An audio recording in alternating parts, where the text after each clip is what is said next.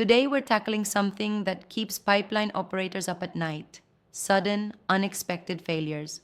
Picture this: a pipeline in western Alberta, no issues for years, suddenly suffers a rupture just days after a well comes back online.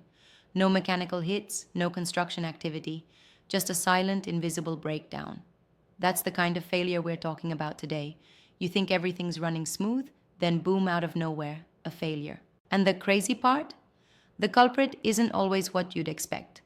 It's not mechanical damage. It's not external corrosion. No, this time, it's internal corrosion, driven by a sneaky buildup of sludge and biomass from upstream wells. Let's set the scene. You've got a pipeline that's been operating fine for years, no red flags. But after a 90-day shut-in, operations restart, and suddenly you're dealing with catastrophic internal corrosion. And when I say catastrophic, I mean corrosion rates 80 times faster than normal. That's not slow decay, that's decades worth of pipe wall loss, happening in months. So what happened? The shut-in itself was the trigger. During that idle period, organic debris, like biomass, emulsions, and sludge, accumulated in the wellbore. And the moment that well restarted, that sludge got flushed straight into the pipeline. And here's the kicker: pipeline hydraulics don't always sweep sludge cleanly. If the flow conditions aren't aggressive enough, that sludge stalls. It settles into low-velocity zones, creating corrosion hotspots that chew through steel at insane rates. To make matters worse, many of these pipelines can't be pigged. No pigs, no cleanout. That sludge lingers, and it destroys pipe walls before anyone even knows it's there. This isn't a one-off issue. It's a recurring failure pattern, especially in regions dominated by horizontal wells. So why do horizontal wells make this worse? Simple. Their geometry encourages debris accumulation. As those wells restart, all the gunk that built up along the horizontal section gets lifted into the line. Add in fluctuating flow from startup surges, and you've got a recipe for disaster.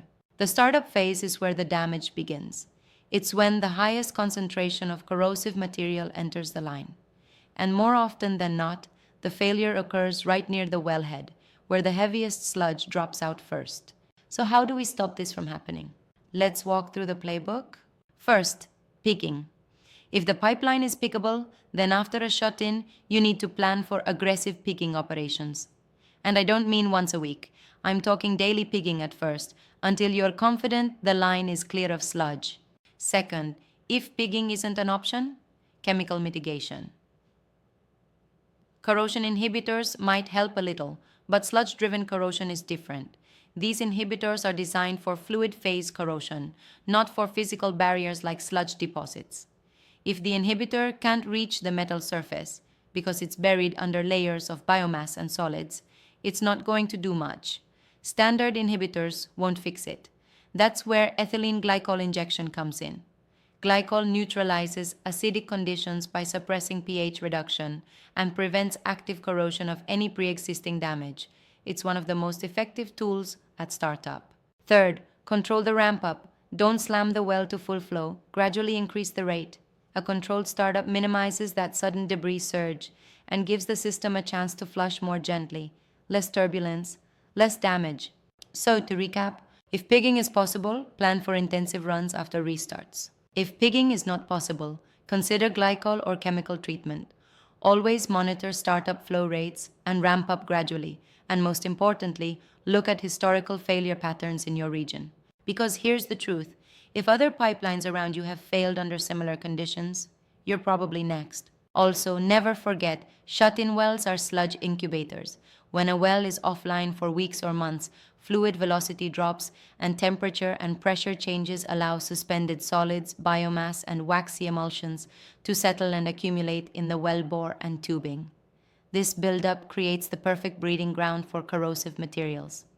If a well's been offline for weeks or months, assume it's loaded with biomass and plan accordingly.